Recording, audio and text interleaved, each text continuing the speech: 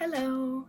Today I thought I would do some safari print nails, which I have done before and I always get lots of compliments on. The great thing about these ones is that animal print is not symmetrical and it's random, so if you make any mistakes it's easy to cover up by just doing another line or a slightly larger pattern. I'm going to be using a normal paintbrush with a very thin brush at the end and black nail varnish for most of the patterns. So I'm going to do a zebra pattern, a giraffe pattern, a tiger pattern and a cheetah leopard type pattern.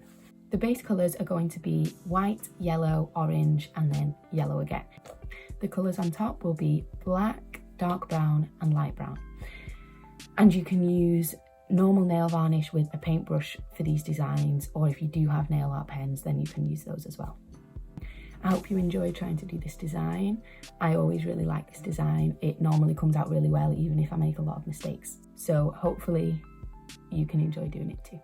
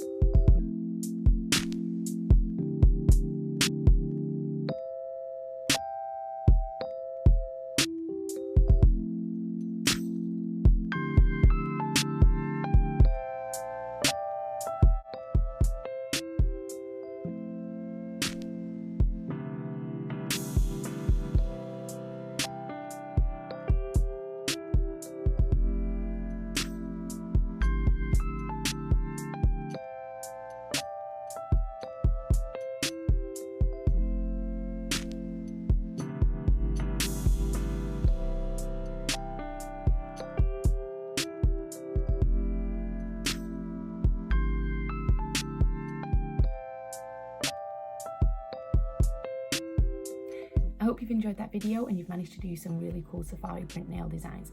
If you have tried it, I would love to see photos of it. If you enjoyed this video, please like and subscribe and I will see you soon.